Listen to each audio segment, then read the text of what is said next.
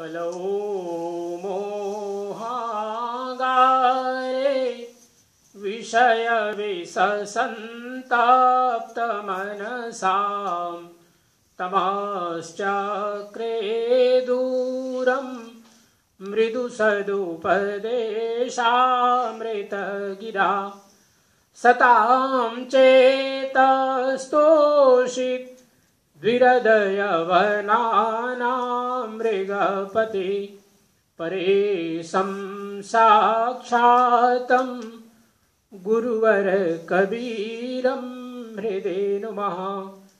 यो ब्रह्माणं विदधाति पूर्वं यो वै वेदांश्च प्रणोति तस्मै तमः देवमात्मबुद्धिप्रकाशं मुमुक्षुर्वै शरणमहं प्रपद्ये मुमुक्षुर्वै शरणमहं प्रपद्ये। प्रेम से बोलिए सदगुरु कबीर साहेब की, सब संत भक्त समाज की, आज के आनंद की।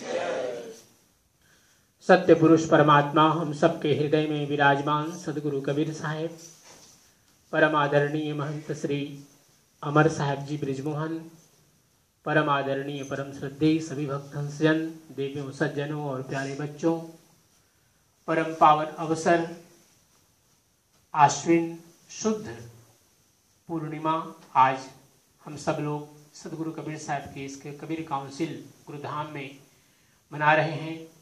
और आज की यह पूजा हम देख रहे हैं कि लालू परिवार जो बड़े ही भक्त हैं और हमारे संस्था के सदा से सहयोगी रहे हैं, श्री विश्वनाथ लालू जी, उनके बड़े भाई, उनका शुभ नाम क्या है बड़े भाई साहब? ज्ञानदेव लाल साहेब, और उनके पूरा परिवार, उनकी बहनें, आप सब लोग आज की पूजा प्रसाद महाप्रसाद आपकी तरफ से यहाँ पर तैयार की गई है। और आप जितने भी भक्त लोग यहाँ पर आए हैं, दिन भर का व्रत, शाम को सूर्यास्त के बाद हम सब लोग ध्वजा पूजन करते हैं, जो मुक्तामणि नाम साहेब की एक कहना चाहिए छवि है। उनके द्वारा सत्यनाम का यह जो ध्वजा है सदगुरु कबीर साहब ने उनको दिया, और वो परंपरा अविच्छिन्न रूप से अद्यावधि चल रही है। और उसके बाद यह सात्विक ज्ञान ज्ञानंदी चौका आरती। हम सब लोग सदगुरु की आराधना में लगे हैं, क्योंकि यह भक्ति की धारा है। और उस भक्ति के मार्ग में जो सबसे बड़ी बात होती है वह है समर्पण। समर्पण का अर्थ यह होता है कि हम सदगुरु के चरणों में अपने आप को समर्पित करें, अपनी जितनी भी इच्छाएं हैं, क्योंकि संसार में इच्छाओं का कभी समापन नहीं होता।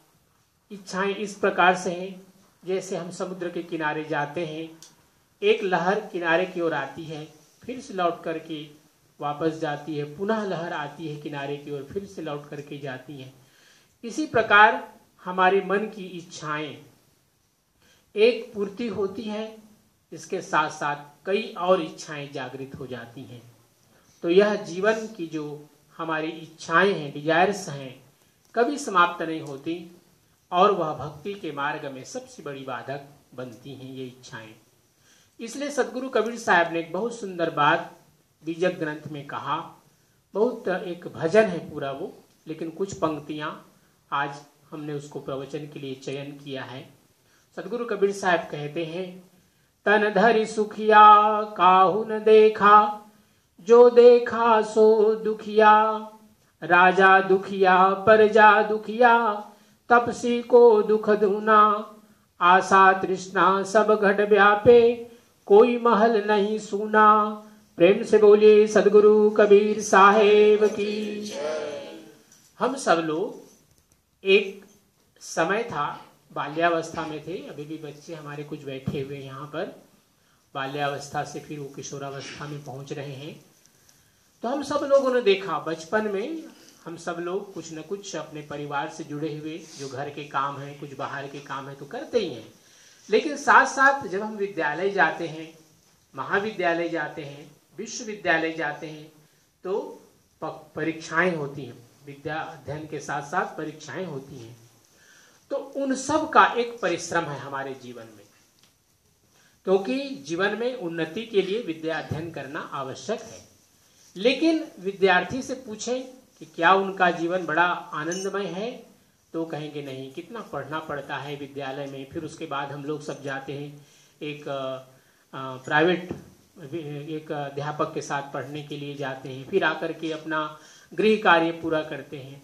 तो उनको भी अगर पूछेंगे तो कहेंगे कि बहुत तनावपूर्ण जीवन है। फिर उसके बाद परीक्षा के जब समय आते हैं तो परीक्षाओं के बहुत चिंता होती है, पता नहीं कैसा प्रश्न पत्र आएगा, कैसे हम उत्तर दे पाएंगे। फिर उसके बाद प्रतिफल, परीक्षा का प्रतिफल जो परीक्षा फल आने वाला होता है उसके लिए एक चिंता बनी रहती है कि पता नहीं किस श्रेणी में हम उत्तीर्ण होंगे, प्रथम श्रेणी मिलेंगे, कौन सा ग्रेड हमें मिलेगा। तो एक प्रकार का बचपन का जो जीवन है, बचपन से लेकर के युवावस्था का जो अवस्था है, इसमें जो हमारे जीवन में इस प्रकार की जो तनाव बना रहता है विद्याध्ययन को लेकर के, कभी कभी पारिवारिक जीवन में भी कई प्रकार की समस्याएं आ जाती हैं, तो उसका भी मन में एक प्रभाव पड़ता है। तो यह बचपन का एक अवस्था है जिसमें इस प्रकार की हम सब लोगों को समस्याओं को झेलना पड़ता है। इसके बाद युवावस्था आती है, युवावस्था में व्यक्ति विवाह करते हैं, विवाह के बाद अपना परिवार को एक ठीक ढंग से आगे ले चलने के लिए एक योजना बनाते हैं, पति पत्नी मिल करके, फिर बच्चों का जन्म होता है। तो यह जो युवावस्था है इस प्रकार से चलता है। कभी कभी बीच में रोग आ जाते हैं, व्याधियां आ जाती हैं, तो उसको लेकर के कभी माता पिता, कभी और जो परिवारजन है उनको लेकर के कुछ न कुछ समस्याएं जीवन में आती हैं।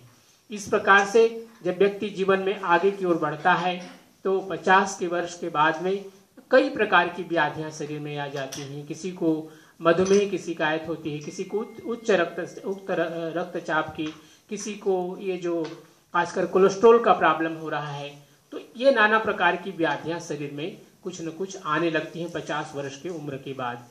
इसी प्रकार जब वृद्धावस्था आती है तो शरीर हमारे शिथिल होने लगते हैं, अर्थात जिस प्रकार हम युवावस्था में सभी कार्य कर पाते थे अपने अंगों के साथ में, अब उस प्रकार से कार्य नहीं कर पाते, उन चीज़ों को नहीं खा पाते जो हम युवावस्था में खाते थे, आसानी से पचा लेते थे क्योंकि शारीरिक श्रम करते थे।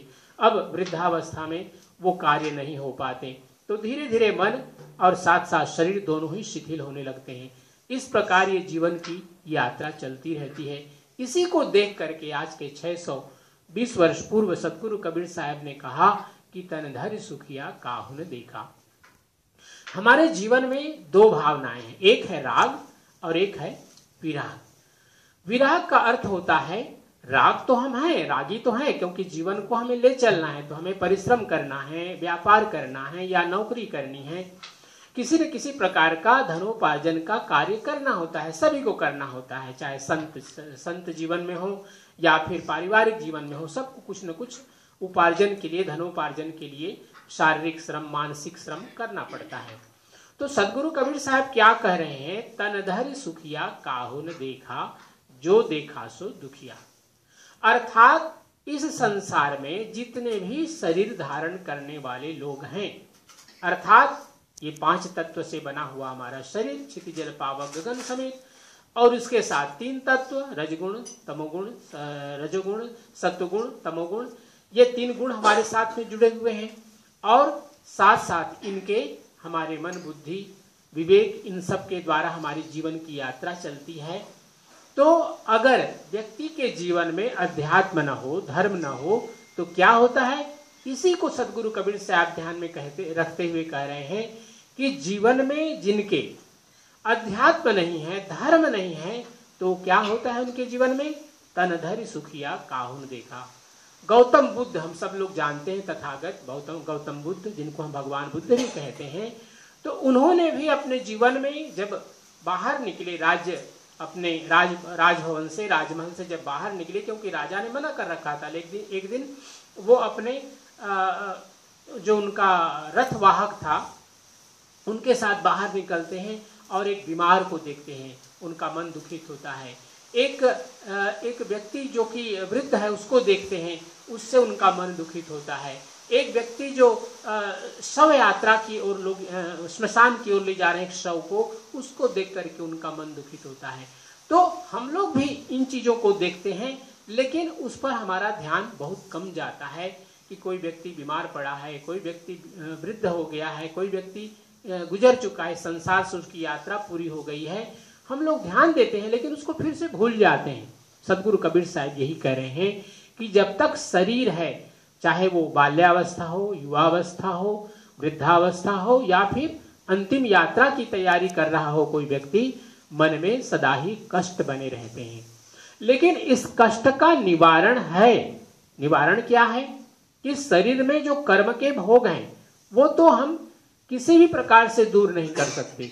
इसको चाहे कोई साधारण व्यक्ति जीने वाला गरीब व्यक्ति हो, चाहे वो अमीर हो, राजा हो, प्रजा हो, तपस्वी हो, सदगुरु कबीर साहब ने इन सबको सुनाया कि राजा दुखिया प्रजा दुखिया, अर्थात राजा भी दुखी होता है और प्रजा भी दुखी होती है। राजा दुखिया प्रजा दुखिया, तपस्वी को दुख दूना। क्यों दूना कहा गया तपस्वी अर्थात वैराग्यवान व्यक्ति को? क्योंकि वह दूसरों के लिए भी चिंतन करता है कि संसार का, इस समाज का हम कैसे कल्याण कर सकें। व्यक्ति अपने जीवन में दुख को सहते हुए भी, अपने कर्म भोग को पूरा करते हुए भी अपनी यात्रा को आनंदमय बना सकता है। तो सदगुरु कबीर साहब इन पंक्तियों में आगे कहते हैं, राजा दुखिया प्रजा दुखिया, तपस्वी को दुख दूना, आशा तृष्णा सब घट व्यापे, कोई महल नहीं सूना। क्योंकि आशा, अभी जैसे हमने कहा कि इच्छाएं हमारी जो हैं वो कभी समाप्त नहीं होती हैं, इसलिए आशा। और तृष्णा, तृष्णा का अर्थ होता है जितना हमें मिला है उसमें हमें संतोष नहीं होता, और जब संतोष नहीं होता है तो हम और की बराबर एक प्रत्याशा में, हमारे मन में, हमारी इच्छाओं में बनी रहती है। ये है तृष्णा। आशा तृष्णा सभी के जीवन में है, मनुष्य के जीवन में भी है, पशु पक्षी के भी जीवन में भी है। कोई महल नहीं सोना, अर्थात किसी का भी शरीर, किसी का भी मन इन आशा और तृष्णा से रहित नहीं है, इससे मुक्त नहीं है। और उदय अस्त की बात कहता हूं, ताकर करह विवेका, बाटे बाटे सब कोई दुखिया, का गिरही वैरागी। अर्थात ये जितने भी संसार में रहने वाले जीव जंतु हैं, इन सब के जीवन में सुख है, दुख है। आप देखते हैं वृक्षों को भी कई प्रकार के रोग लग जाते हैं, जो कि जड़ हैं लेकिन उनमें भी जीवन है, उनमें भी कई प्रकार के रोग लग जाते हैं। इसी प्रकार जल के अंदर में रहने वाले भी जीव जंतु हैं, हम देखते हैं कितने प्रकार के रोग हो जाते हैं। अभी हम लोगों ने एक समाचार में देखा कि कितने वहां पर जल में रहने वाले जो एक प्रकार के जीव होते हैं, मछली है, मछली का ही एक प्रकार है, उसका एक पेंगुइन उसको शायद कहते हैं, तो कितने एकाएक अधिक मात्रा में, बहुत बड़ी मात्रा में कुछ ही दिनों में उनकी मृत्यु हो गई। तो ये जो जीवन में दुख है, सदगुरु कबीर साहब ने क्या कहा कि जब तक हमारे जीवन में आशा और तृष्णा, ये दो जो चीज हैं, जब तक हमारे जीवन में है, हम कभी सुख नहीं प्राप्त कर सकते। सुख का साधन, क्योंकि एक सुख है जो हमारे इंद्रियों के साथ जुड़ा हुआ है, लेकिन इंद्रियों के सुख की एक सीमितता है। सीमितता अर्थात एक भोजन जो बहुत ही प्रिय है, बहुत स्वादिष्ट है, हम उसको एक सीमित मात्रा में ही कर सकते हैं, खा सकते हैं उसको। इसी प्रकार कोई कितना भी सुंदर दृश्य हो, हम एक सीमित मात्रा में ही उसको अपने आंखों से देख सकते हैं।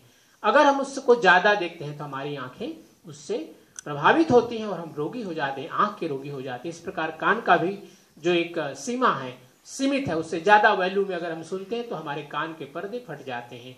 इसी प्रकार शरीर के जितने भी अंग हैं, उनसे लेने वाले सुख हैं, वो सब सीमा से आबद्ध हैं, सीमा से बंधे हुए हैं। लेकिन एक सुख है जिसको हम परमानंद सुख कहते हैं, वह है परात्पर ब्रह्म का सुख। और इसी सुख के प्राप्ति के लिए जितने भी हमारे ऋषि मुनि हुए हैं, उन सब ने यही प्रयास किया कि व्यक्ति अपने जीवन में जो चाहता है अपने इंद्रियों के लिए, उससे उसको सुख नहीं प्राप्त होता। एक सुख के बाद उसको दुख की प्राप्ति होती है। लेकिन जब वह आध्यात्म की ओर बढ़ता है, गुरु सदगुरु अब उसके जीवन में जब आ जाते हैं और गुरु एक मार्ग प्रशस्त करते हैं। क्या मार्ग प्रशस्त करते हैं कि अब हमें संयम करना आ गया। पहले हम क्या थे? तृष्णा में जी रहे थे, आशा में जी रहे थे, इच्छाओं में जी रहे थे, लेकिन अब हमें संयम करना आ गया। अब हमें संतोष करना आ गया। अब हमारे जीवन में क्रोध के जगह पर क्षमा करना आ गया, लोभ के जगह पर हमें संतोष करना आ गया। ये जो भावनाएं आती हैं वह हम जब अंतर्मुखी होते हैं, क्योंकि जब तक बहिर्मुखी हैं हम इंद्रियों के सुख की प्राप्ति के लिए प्रयास करते रहते हैं। लेकिन जब सदगुरु का उपदेश मिलता है, सत्संग मिलता है गुरुजनों का और धर्म ग्रंथों का, तब हम अपने अंतर की यात्रा प्रारंभ करते हैं। जब अंतर की यात्रा प्रारंभ करते हैं तब हमें ज्ञान होता है कि जो हम इंद्रिय सुख की ओर जो हम अभी तक भाग रहे थे वो सब इंद्रिय सुख सीमित थे और उसका जो अंतिम समय होता है वो दुख का कारण होता है।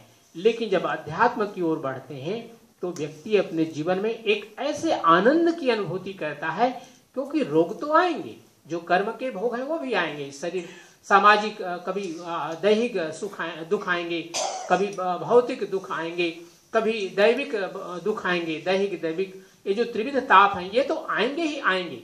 लेकिन अब उनका हमें ज्ञान हो गया कि ये आकर के अपना जितना कर्म का भोग है उसको भोगना है और उसके बाद फिर ये दूर चले जाएंगे।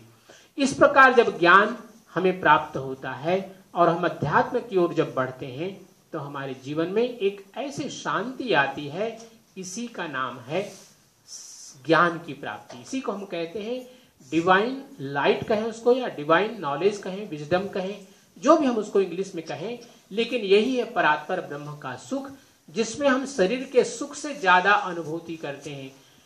हम सब लोग एक कर्मकांड कर रहे हैं अभी, है ना, कर्मकांड कर रहे हैं। कर्मकांड का अर्थ है ये विधि है और विधि में कुछ नियम है, विधि के नियम है। कलश पर बंदगी करना, नारियल भेंट करना, अभी तिनका विधि होगी, आरती करेंगे। लेकिन इन सब को जब हम कर्मकांड को करते हैं तो कभी कभी हमारा मन स्थिर तो होता है कि हम पूजा में लगे हुए, लेकिन कभी कभी मन हमारा दूर भी चला जाता है। इसलिए सदगुरु कबीर साहब ने इस कर्मकांड के साथ साथ में सार शब्द सुरत योग की साधना सदगुरु कबीर साहब ने दी। शब्द सुरत योग की साधना जब एक साधक, एक शिष्य बैठ करके अपने एकांत स्थान पर करता है, तब जो आनंद की अनुभूति होती है, जीव फिर परमात्मा के साथ में जुड़ जाता है और एक महा आनंद को प्राप्त होता है। तब उसको लगता है कि ये तो इंद्रिय सुखों से बहुत ही ज्यादा ऐसा सुख है जिस सुख को हम कभी रोक नहीं सकते। वो सुख सदा आगे की ओर बढ़ता रहता है, उसमें किसी प्रकार उस सुख में कमी नहीं आती है। तो इसी सुख की प्राप्ति के लिए जितने भी ऋषि मुनियों ने प्रयास किया, इसी का उपदेश सदगुरु कबीर साहब ने हम सब लोगों को भी दिया कि हे भक्तों, अपने जीवन में अगर तुम शरीर तक सीमित रहते हो तो तुम्हारा जीवन दुख से परिपूरित रहेगा, लेकिन जब शरीर से आत्मा की ओर जब आगे बढ़ोगे तब तुम्हें सुख की प्राप्ति होगी। और उसका एकमात्र साधन यही है कि जो आप सब लोगों को गुरु दीक्षा के समय में गुरु मंत्र मिला हुआ है ना, आप सब लोगों को गुरु मंत्र मिला हुआ है, गुरु मंत्र का ध्यान करें। और जो गुरु मंत्र के साथ साथ जो आपको शब्द सुरत योग का ध्यान की विधि बतलाई गई है उसका ध्यान करें, तो ये कर्मकांड आपका सार्थक हो जाएगा। क्योंकि ये भक्ति का स्वरूप है जहां हमें समर्पित होना है गुरु के चरणों में, अपने को, अपने मन को, सब कुछ को सदगुरु के चरणों में समर्पित करना है। लेकिन इसके बाद की जो ज्ञान की यात्रा है वह है शब्द सुरत योग की साधना। उसको भी आप लोग अपने जीवन में धारण करें और जीवन का जो परम लक्ष्य है कि हम पुनरपि जननम पुनरपि मरणम पुनरपि जननी जठरे शयनम, ये जो हमारी बार बार भव सागर में आने का जो चक्र है उससे हम मुक्त हो जाएं। सदगुरु कबीर साहब ने इसके लिए वो विधि दी है। क्योंकि शब्द बिना श्रुति आंधरी कहो कहाँ को जाए, क्योंकि उस परमात्मा ही एकमात्र लक्ष्य है जिसमें अगर हम सुरति लगा देते हैं तो सुरति के माध्यम से यह जीव उस परमात्मा के साथ जुड़ जाता है और यही है मुक्ति का धाम। इसी को सदगुरु कबीर साहब ने कहा सत्यलोक की प्राप्ति प्राप्त करना। तो आज की यह पूजा हमारे श्री लालू भाई जी और उनका पूरा परिवार आज पूजा में उपस्थित हैं। उनका जीवन, उनके समस्त परिवार का जीवन सुखमय हो, जीवन मंगलमय हो, ये प्रार्थना करते हुए आप जितने भी भक्त हंसजन आज इस आश्विन मास की जो शुद्ध, क्योंकि इस बार आश्विन मास 2 मास हुए, अधिक मास और ये शुद्ध मास की आज पूर्णिमा है। आप सब लोग जितने भी व्रत धारण किए हैं सबका व्रत सदगुरु कबीर साहब आपकी मनोकामनाओं को पूर्ण करें और आपके जीवन में यश, कीर्ति और सभी प्रकार की प्राप्ति हो। यह सदगुरु से प्रार्थना करते हुए आइए साहेब के पावन नाम का संकीर्तन करते हैं। सभी लोग मिल करके गाएंगे। सत्यनाम सत्यनाम सत्यनाम बोल, जय करुणामय सत्यनाम बोल। सत्यनाम सत्यनाम सत्यनाम बोल, जय करुणामय सत्यनाम बोल। सत्यनाम सत्यनाम सत्यनाम बोल, जय करुणामय सत्यनाम बोल। सत्यनाम सत्यनाम सत्यनाम बोल, जय करुणामय सत्यनाम बोल।